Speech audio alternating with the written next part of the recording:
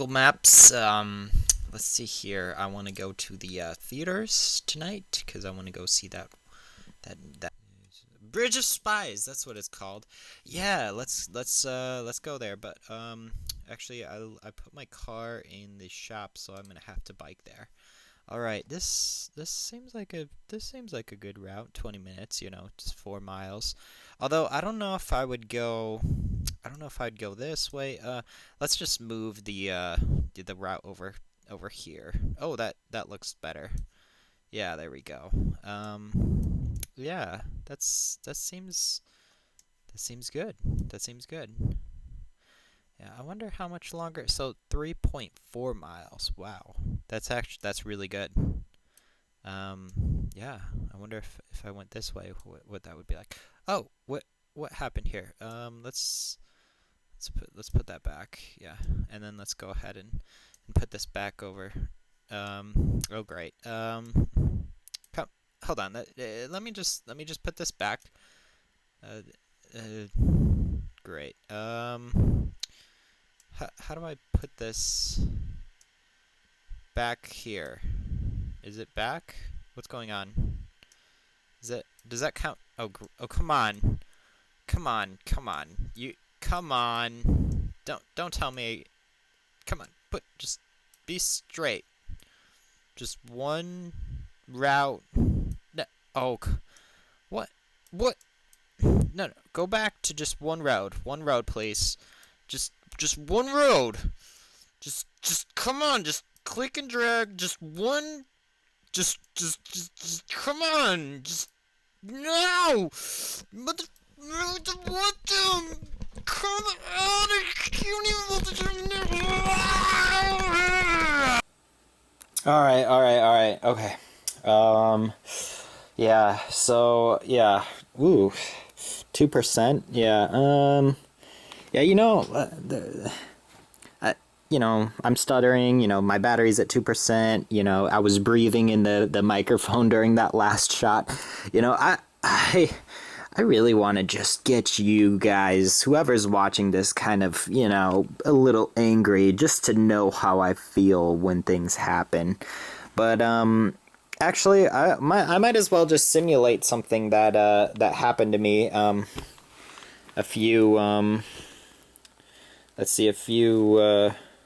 months ago, I guess, when I tried to travel using my my iPad here. Let's just say we're going to Chicago. And it's easy to get to Chicago. Don't get me wrong, but let's see. There's a random like Grubhub thing, so we'll just say that whatever that is. Who knows what that is?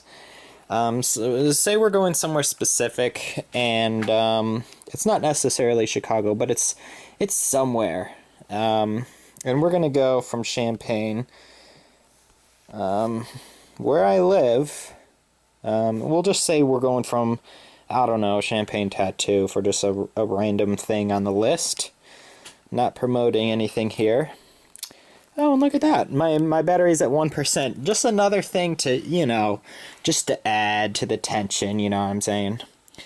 And, oh, it looks like we got directions. Okay, cool. Cool. So we're at 1% battery. It might last, though. iPad batteries seem to last a while. But at least we have connection. But we're going to be driving. Let's see. We're going to be going through all this place without really any Wi-Fi. In fact, I don't even have cellular data. I just have Wi-Fi. So I'm pretty sure we'll lose internet connection, maybe within the first 5 minutes or so.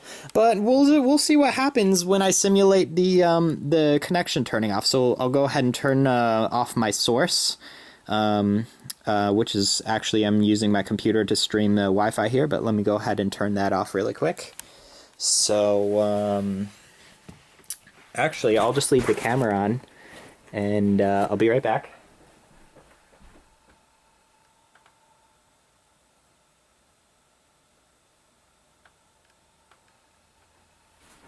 Okay, and we should see that thing disappearing anytime soon. It looks like it's loading. And, oh, it disappeared. Cool, okay.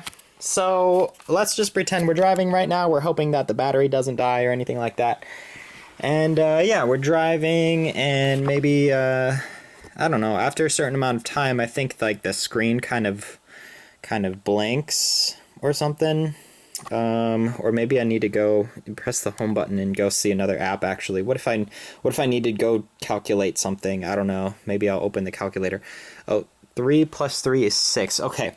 So let's say I figured that out. I want to go back to my map. Oh good, it's still there.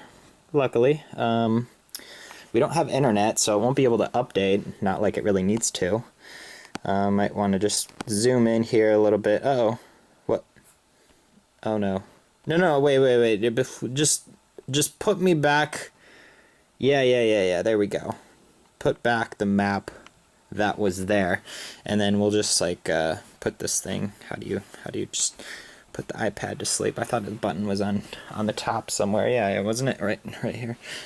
There we go. Yeah. We'll just Oh wait. I need to check my map again. Nobody look at my my number entry. Not like any of you know where to find it, but it looks like the maps are still here. Wow, I'm actually surprised because this actually did not happen at all. At least it didn't last that long. Oh, directions are not available. Oops, shouldn't have hit that. No. I want to go back to drive. Oh, come on.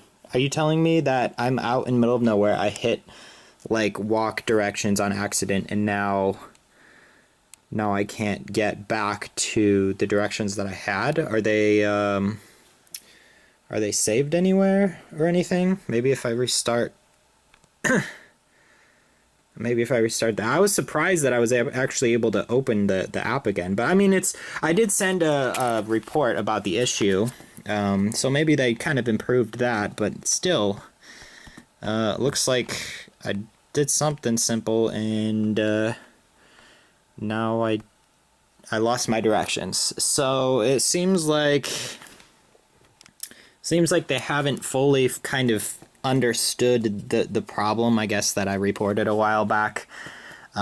Just look at that. And for people who like feel angry, like it doesn't make me feel angry, but I think some people, like when they see low batteries, they feel really angry. So just look at that if that's what makes you feel angry, like angry because I'm stuck out in the middle of nowhere, not knowing where I'm going the wrong direction. And yeah, the map is gone. So that's why I use one of these things from now on, So we're back with what I would call a graph, because it's made up of nodes and edges, and specifically I would call this a tree for the most part, except actually we do kind of have, I guess, a shared node here. But anyway, common folk will call this a mind map. So right here, I'm just going to compare kind of how Google Maps, how I see that it works in some sense. This isn't necessarily exactly how it's represented on the computer or in the application or in the design process, and it's not the only way you could organize the information. But for example, the animal kingdom, you could split it different ways. You could say, hey, I want the swimming beings on one side and the non-swimming on the other, or you could say mammals on one side and fish on the other, and then you'll notice that there's swimming things in both sides. So the way I tried to split this logically up, and remember this is just kind of a mathematical model of what's going on. It's not the it doesn't necessarily represent a physical representation, but it does. But we do point out the physical kind of splitting that I separate the two concepts is with what is saved locally on my iPad, on my tablet, and what is just temporarily cached. So it's not really saved locally, it's just kind of sitting there, and it could be deleted essentially at almost any time, but just by me kind of trying to just refresh something, or me trying to reload something, or if I press the wrong button, essentially what's temporarily cached is the stuff that will disappear. But saved locally is stuff that, like, unless I explicitly delete it, like I explicitly, say, okay, you know what, delete my search history, delete my my travel history, or unless I like backspace over the characters, this is what's going to stay there. So as you can see, there's a from and a to address, and those kind of stay up in the left-hand side. And the temporarily cached, that kind of includes everything with the map. And you'll see right here, like the map data, that includes restaurants and bodies of water and cities and rails and roads and things like that. So it's basically the map information. And what's also temporarily cached, I've noticed, is the routes after you've chosen your travel information.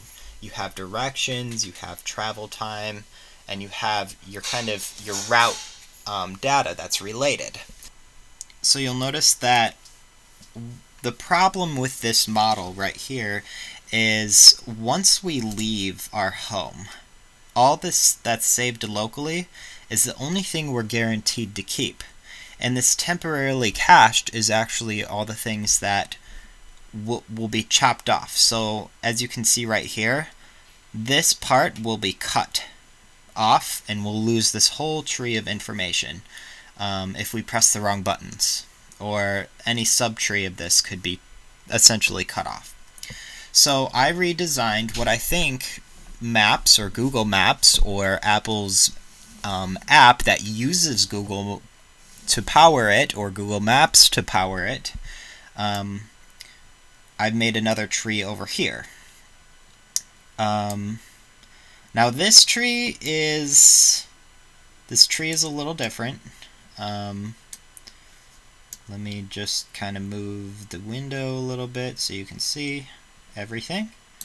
Okay, so this tree, I did split up the data here, but this is the map. I call this the map data types, and that's because there's actually two trees of map data. One of them is here, and one of them is here, and I didn't want to copy everything here twice.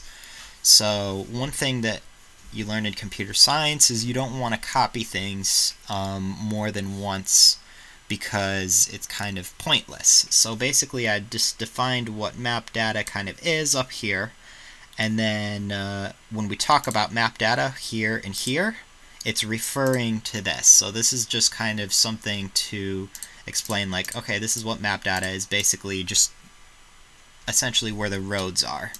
So we split our data into these two categories again. We have saved locally, and we have temporarily cached. And notice I actually put everything that you need to find your destination in the saved locally tree. You have your local map data, which just involves it just includes a small amount of data, just the roads that you need, maybe nearby roads or nearby cities and nearby things that are important that you're going to pass by or possibly go through. And then you have your routes, you have your waypoints, you have your start and end point, you have your directions and your travel time, all saved into some local thing explicitly, so that you can't accidentally get rid of it. It's something that you can always see until you explicitly delete it, until you say that, hey, I actually want to delete this from my directions history. I don't want this to exist anymore. Please delete this. I'm done with those directions from now on. Okay, so the temporarily cached, what's that? Well, that is actually just kind of when you're looking at Google Maps and you're just kind of looking at the whole, the whole US or something, it just loads everything in.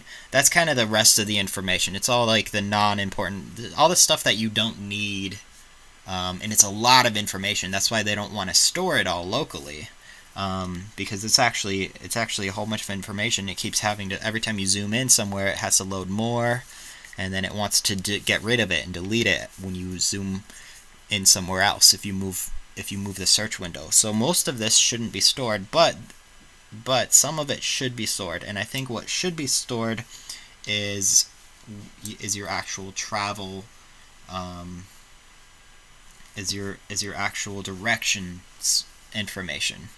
So yeah, Google, you can take that with a grain of salt, or Apple, maybe you can put the fire under your developers, under their feet. Tell the Google Maps team that they need to have the right libraries for this or something. I don't know, but I think the way it should work is you should be able to cut this tree off. You should design the app.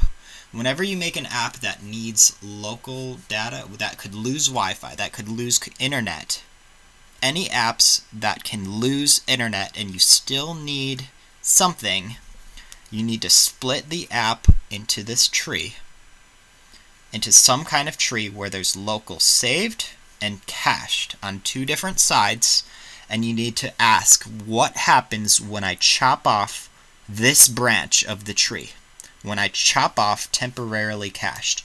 In this case, it's very ugly. It's a bad thing. When you chop off temporarily cached, you chop off too much. It's not good. And in this case, if you chop off temporarily cached, everything is A-okay.